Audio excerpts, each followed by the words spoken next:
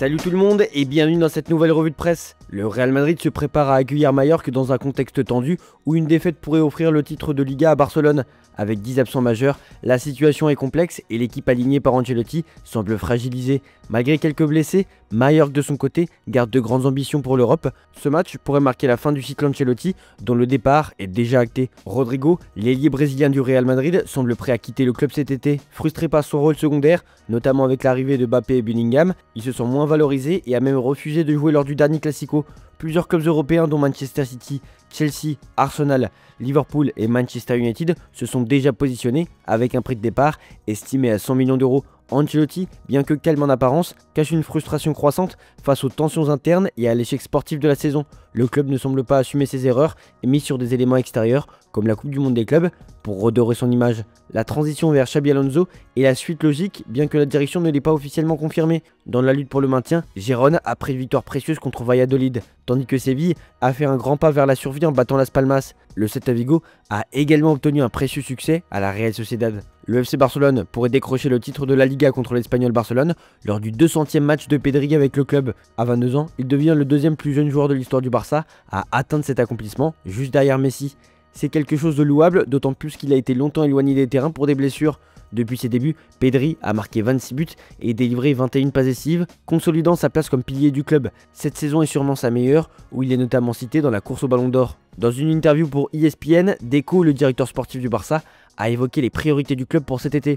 Il a souligné l'importance de prolonger Lamine Yamal et de renforcer des positions clés, notamment celle de Rafinha, tout en insistant sur le fait que le club ne perdra pas de joueurs. Malgré l'élimination en Ligue des Champions, Deco a félicité le Barça pour sa belle saison, tout en visant à améliorer l'effectif pour l'avenir. La Coupe du Monde des clubs débutera le 14 juin aux États-Unis avec 32 équipes. Bien que le Barça ne soit pas de la partie, Madrid et l'Atlético y participeront. Le tournoi, qui débutera avec un match entre l'Inter Miami et Al Ahly, offrira des récompenses assez importantes. Le Real Madrid pourrait d'ailleurs toucher 150 millions d'euros s'il y a victoire au bout. Arsenal place la signature d'un attaquant en tête de ses priorités pour le prochain mercato. Le club cible Victor Gyökeres, l'attaquant du Sporting, auteur de 95 buts en 100 matchs. S'échapper vers la victoire, comme le titre le Daily Mirror. Le joueur pourrait rejoindre les Gunners pour environ 70 millions d'euros avec un intérêt concurrent de clubs comme Manchester United. D'autres pistes sont explorées, notamment Alexander Isak de Newcastle et Benjamin Sesko de Leipzig. Toutefois, Gyökeres semble être la cible la plus accessible pour les Londoniens. Arsenal prépare un été ambitieux pour renforcer son équipe et vise 3 joueurs du Sporting Portugal pour un total de 210 millions d'euros. Les Gunners, déçus par leur saison, cherchent à renforcer leur effectif pour aller chercher la Première Ligue et améliorer leur performance en Coupe et en Ligue des Champions. Les cibles sont Victor Gyökeres à 70 millions d'euros comme expliqué précédemment, Francisco Trincao à 60 millions d'euros et Ousmane Diomandé à 80 millions d'euros, des joueurs suivis de près par Mikel Arteta et son staff. Ces transferts potentiels témoignent de la volonté d'Arsenal de se renforcer pour atteindre un nouveau niveau de compétitivité. Le futur de Florian Wirtz est encore incertain. Il a tout récemment rencontré la direction de Manchester City pour discuter de son avenir. Le joueur, auteur d'une bonne saison avec Leverkusen avec 16 buts et 15 passes décisives, est convoité par City, notamment en raison du départ de Kevin De Bruyne. Si le père penche pour un transfert au Bayern, la mère, elle, préférerait que Wirtz reste un an de plus à Leverkusen.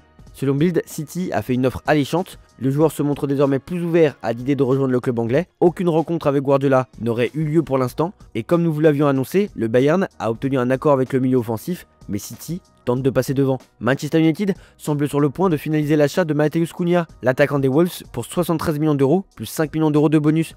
Auteur de 17 buts cette saison, Cunha viendrait renforcer l'attaque défaillante du club anglais. Malgré les incertitudes sur la qualification en Ligue des Champions, United souhaite officialiser l'arrivée du Brésilien, qui pourrait s'intégrer dans le système de Ruben Amorim, malgré l'incertitude sur l'avenir de ce dernier à Manchester United.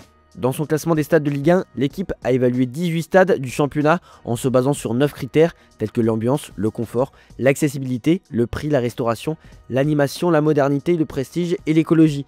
L'Orange Vélodrome arrive en tête, suivi du Parc des Princes et de Geoffroy Guichard. Les stades rénovés sont largement plébiscités, contrairement aux nouvelles enceintes jugées trop froides. Strasbourg, Auxerre et Toulouse surprennent positivement, tandis que Reims, Monaco et Montpellier ferment la marche, avec la Mosson occupant la dernière place. Roberto De Zerbi a accompli son objectif en qualifiant l'OM pour la Ligue des Champions, ce qui lui permet de poursuivre son contrat jusqu'en 2027, comme le rapporte la Provence. Cependant, l'entraîneur doit naviguer entre tensions internes et l'instabilité historique du club, comme l'illustrent les départs de ses prédécesseurs, Sampaoli et Tudor, malgré de bons résultats. Bien que De Zerbi ait été affecté par certaines polémiques, la direction de l'OM souhaite le conserver.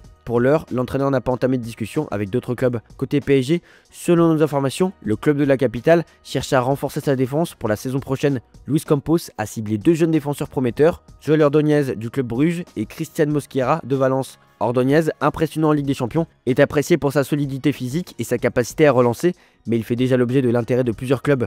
Mosquera, quant à lui, est un défenseur rapide et puissant, pilier de Valence et pourrait être vendu pour aider à équilibrer les finances du club. Le PSG suit de près ses 2 talents pour renforcer son secteur défensif. La finale de la Coppa Italia entre Milan et Bologne est un rendez-vous décisif. Milan, en quête de rédemption après une saison décevante, se bat pour sauver son année avec un dernier trophée, tandis que Bologne rêve de remporter son premier titre après 51 ans d'attente.